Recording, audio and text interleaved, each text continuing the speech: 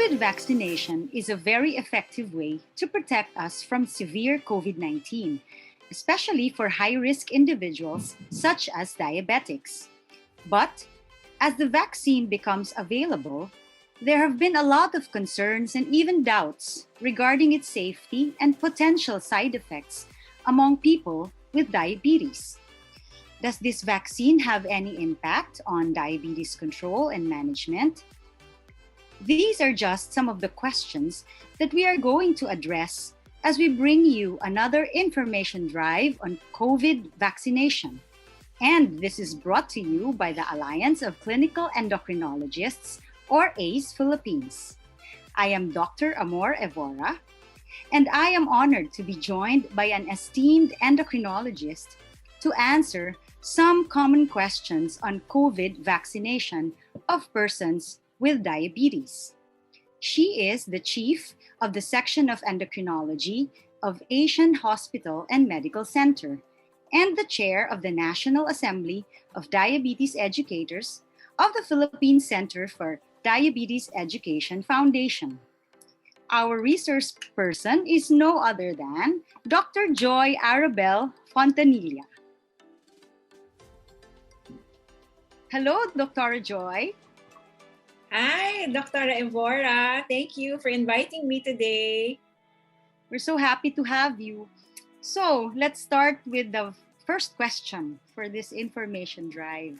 So, why is it important for patients with diabetes to get the COVID-19 vaccine?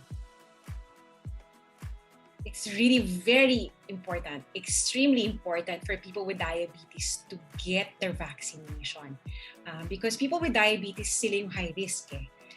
They're at high risk of developing severe complications from COVID-19. So complications like being in the ICU or having to end up on a respirator, things like that. So importante talaga ho na mga taong may diabetes magpabakuna na as soon as possible. Right, sila nga yung dapat talaga. Pero they often ask us this question. Sasabihin nila, Doktora, hindi ba ito makaka-affect ng blood sugar levels namin? So, how do you answer these questions, Doktora? Okay, in relation to the COVID vaccine and blood sugars, pretty much wag na nating alalahanin yon. Okay, pag na-bakuna, kahit anong bakuna, whether it's for the flu or for COVID, sometimes magkakaroon po tayo ng mga flu-like symptoms, konting sinat, sakit dun sa kung saan nag-inject, o minsan yung parang matamlay. Okay. So, during those times, kung hindi po tayo nakakakain, yes, the blood sugars can go low, lalo na kung naka-insulin po tayo or may mga gamot po na nakakababa ng blood sugar. So, but we don't really need to worry all that much. No? You just have to monitor your blood sugar. If you're under a lot of stress because you're having a vaccination, then the blood sugar can also go up. Right? Or if you're not feeling very well, just like with any sickness, your blood sugar can also go up. But don't worry about it. The blood sugars never go above, a totally unmanageable level. You can totally deal with it. You can talk to your doctor if you're worried, and call them if your blood sugar seems to be fluctuating during that time. But in general, we don't really expect any major changes in your blood sugar when you get the vaccination. Right. Pero this is often the question of many, no? May drug interaction ba raw ang bakuna sa mga maraming gamot na tinatake nila? So these diabetics, they take a lot of medications. So is there any potential interaction with the vaccine and even insulin or other drugs? With regards to medications, yung mga regular medicines ng mga tao may diabetes, your blood sugar medicines and your blood pressure medicines, your cholesterol medicines, in general, wala. Huwag po tayo mag-alala. Kung may mga prescription medications tayo tapos babakunahan, don't worry about that. Siguro, yung mga taong medyo magkakaroon ng alinlangan is kung post-transplant po sila. Kunwari na transplant po kayo ng kidney dahil dun sa diabetes problems ninyo, nagka-problema sa kidney, na transplant kayo. So may mga gamot po na nakakasuppress ng immune system. So in general, people who've had a transplant, baka you need to wait. You don't have your vaccination right away. So ask your doctor when is the right time for you to have your vaccination.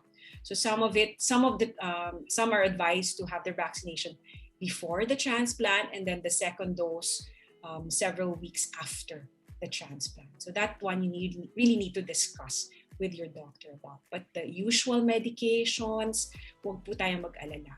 If you're on blood thinners, let's say aspirin or clopidogrel or any other blood thinners, wag rin po tayo mag-alala. Siguro pag sabihin nyo lang po dun sa magbakuna sa inyo na meron kayong ganung klaseng gamot, you might have to apply more pressure during the time that you have a vaccination. So just para hindi magdugo, no? You just apply some pressure on the vaccination side and you'll be fine.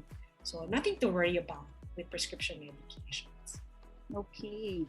So ibig sabihin, if they have no medications that can suppress the immune system, so there's really nothing to worry about. Correct. Yeah. So what other side effects can they still expect from the vaccination? So the usual side effects, a little bit soreness on the arm that is vaccinated. So medyo mabigat or kaya medyo konting kirot dun sa vaccination site. Some people get a little feverish or get chills afterwards, or like mga flu-like symptoms. But most people I know tolerate it very well. So the serious side effects are extremely rare. The common side effects are just that, konting kirot. But most people go to work even during the day that they get vaccinated. So the thing that we really worry about is a severe allergic reaction, because it can happen right away.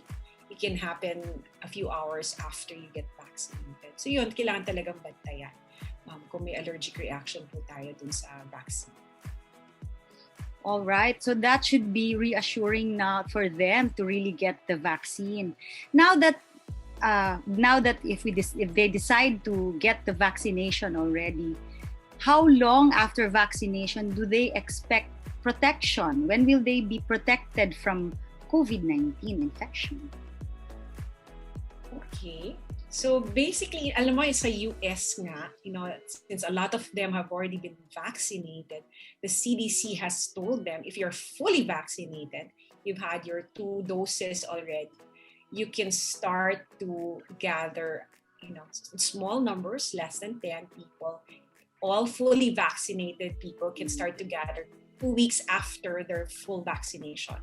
So if you're having the 2-dose vaccine or the single-dose vaccine, that's one company that's producing that one-shot vaccine. So if you're fully vaccinated, that's the time when you're going to be able to kind of gather together, but not in large numbers, small numbers lang. So in general, we expect people to start getting immunity after 2 weeks from their second dose. Kasi yung 2 doses pa lang available sa atin. But syempre, kailangan pa rin mag-ingat. Mm-hmm. It doesn't mean that if you're vaccinated, you don't get, you can't ever get infected with COVID.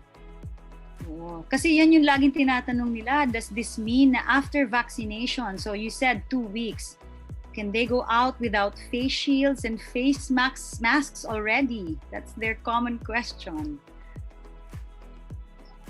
So basically, after your vaccination, it doesn't mean that you will throw away your face mask and face shields already.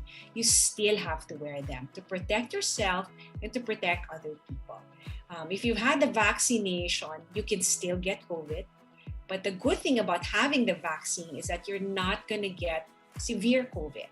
You're not going to end up in the hospital because of COVID. All right. So make sure you've already been in. The immunity will come a couple of weeks later, or some people will have to mount a response even later than that. So, huwag kayong maging kampate, after 2 weeks, tatanggalin ko na yung mask ko. That's not what it means. We have to still keep the masks on, the face shields on.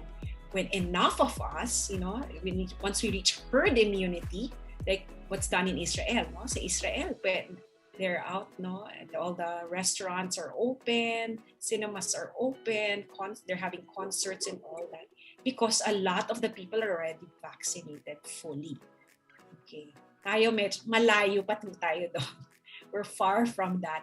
Yes. So we really need to still practice social distancing, physical distancing, masks, face shields, washing our hands.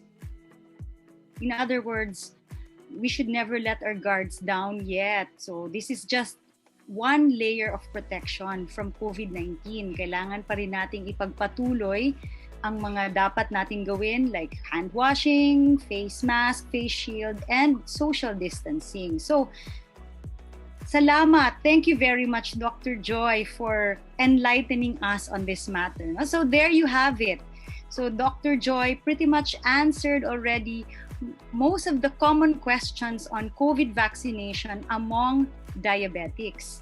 So I hope through this short video, we have highlighted that the COVID-19 vaccination can significantly protect you, your loved ones, and your community from the devastating consequences of COVID-19.